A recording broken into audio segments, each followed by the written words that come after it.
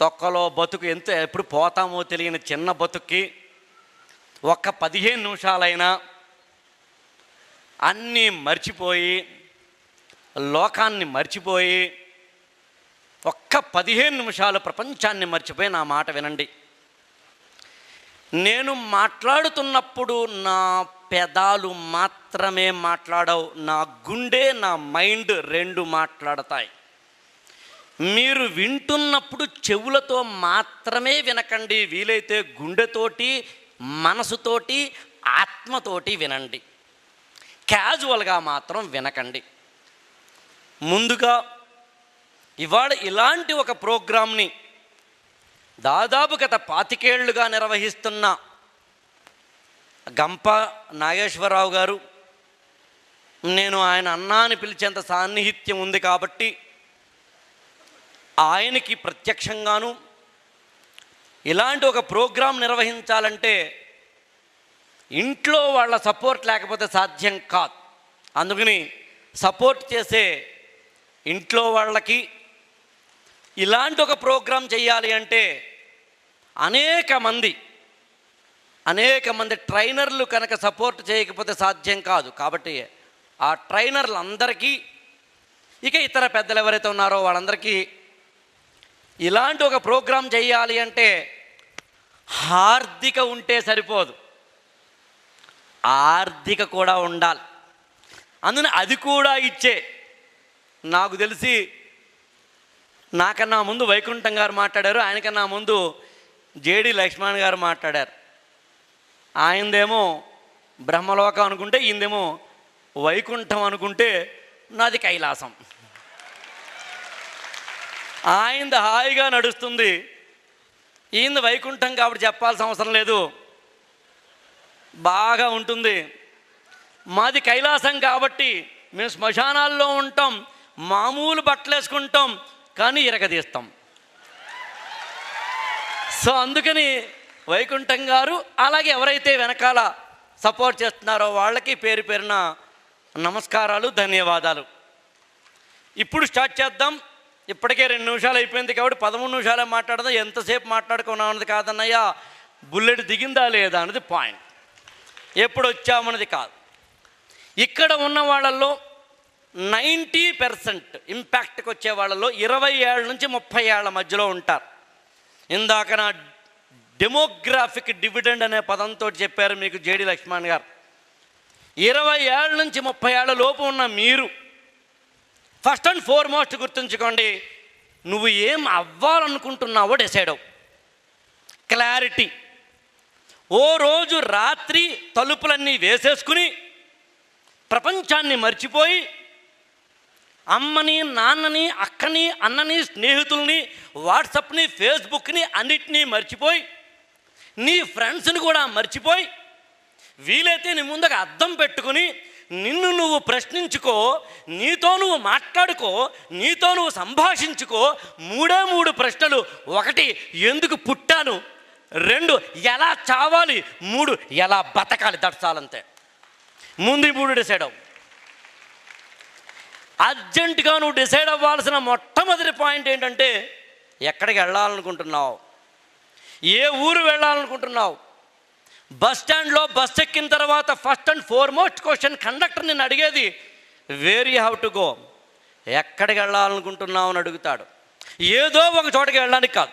నువ్వు ఐఏఎస్ అవుతావా, ఐపీఎస్ అవుతావా, పర్సనాలిటీ డెవలప్మెంట్ ట్రైనర్ అవుతావా, డాక్టర్ అవుతావా, లాయర్ అవుతావా, యాక్టర్ అవుతావా, సీఏ అవుతావా, లైఫ్ కోచ్ అవుతావా, లేకపోతే ఒక రియల్ ఎస్టేట్లోకి వెళతావా, ఏమవ్వా, ఒక ఎన్జిఓ పెట్టాలనుకుంటున్నావా, ఏదోటి మాత్రం డిసైడ్ అవ్వు. ఫస్ట్ అండ్ ఫార్మోస్ట్ నీకు కొంచెం అది అన్పార్లమెంటరీ వర్డ్స్ ఉంటాయి. నీకు సిగ్గుంటే నెక్స్ట్ టైం ఇదే ప్రోగ్రామ్కి, ఇంపాక్ట్కి రాకు. వీలైతే నీ తమ్ముడినో, నీ చెల్లైనో, నీ స్నేహితుడినో పంపించు, నువ్వు రాకు. నువ్వు రావాలనుకుంటే ఇక్కడ నిలబడ్డానికి రా, లేకపోతే రాకు.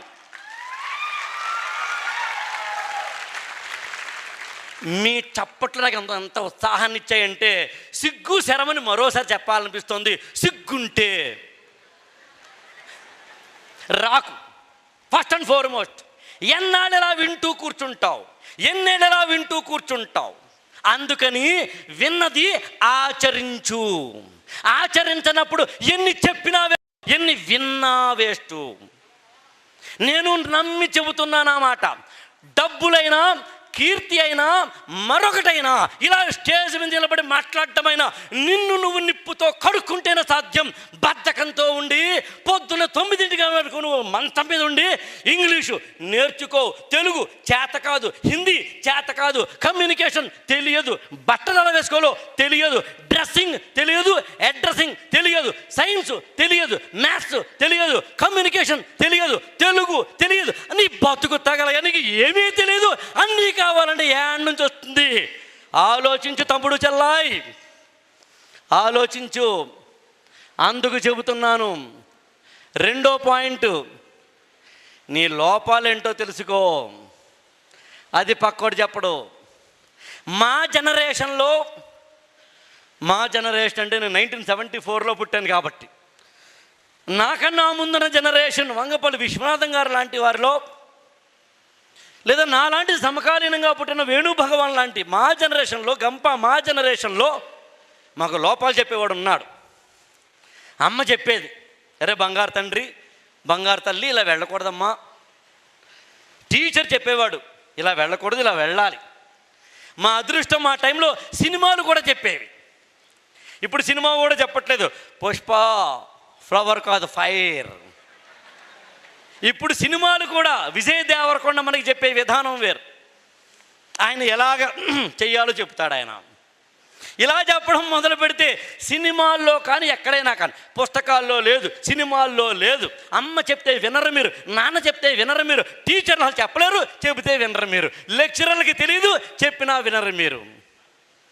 ఇలాంటి ఒక జనరేషన్లో మా గురువు గారైన సిరివెన్నెల సీతారామ శాస్త్రి గారు చెప్పినట్టు, జాగ్రత్త, వెళ్ళకలా పడతావు, ముళ్ళున్న ఆపదలో పడతావు అన్నట్టుగా ఇవాళ ఎవరయ్యా నీకు అంటే, నువ్వుండే రాజ్యాన రాజు నువ్వే, బంటు నువ్వే, మంత్రి నువ్వే, సైన్యం నువ్వే, నువ్వెళ్ళే బడిలోన పలక నువ్వే, బలపం నువ్వే, ప్రశ్న నువ్వే, బదులు నువ్వే, అన్నీ నువ్వే కావాలి, అనునిత్యం పోరాడాలి, అనుకున్నది సాధించాలి. అందు నీకు నువ్వే రాజువి, నీకు నువ్వే రాజువి, నీకు నువ్వే మంత్రివి, నీకు నువ్వే మిత్రుడివి, నీకు నువ్వే శత్రువి, ఎవరూ కాదు. ఇక్కడ ఎవడు అర్జెంటుగా నీ యొక్క సక్సెస్ని ఆపడానికి ట్రై చేయరు. ఆ అవకాశం మనం ఇవ్వం, ఎందుకంటే మనమే మన సక్సెస్కి అవరోధంగా ఉంటాం కాబట్టి. అందులో మొట్టమొదటి సక్సెస్ సూత్రం ఏదైనా ఉంది అంటే, ఎక్కడికి వెళ్ళాలో తెలుసుకో. రెండవది, ఏదైనా సరే నువ్వు పనిచేస్తున్నప్పుడు నీ లోపాలు తెలుసుకో, నీ బలహీనతలు తెలుసుకో, నీలో ఉన్న తప్పులు తెలుసుకో, నీలో ఉన్న మిస్టేక్స్ చేయడానికి కారణమైన మూలాలు తెలుసుకో. ఎక్కడ తప్పు జరుగుతోంది? మ్యాథమెటిక్స్లో ఒక స్టూడెంట్కి తక్కువ మార్కులు వచ్చాయంటే కారణం ఎక్కడో ఏదో చిన్న మిస్టేక్ చేస్తుండాలి. ఏం చేస్తున్నావు? నిన్ను నువ్వు తెలుసుకునే ప్రయత్నం చేయడం అంటే అర్థం అది. ఒక సిరివెన్నెల సీతారామ శాస్త్రి గారైనా, పెద్దలు ఎవరైనా చెప్పే మాట అదే, నిన్ను నువ్వు తెలుసుకునే ప్రయత్నం చేయి.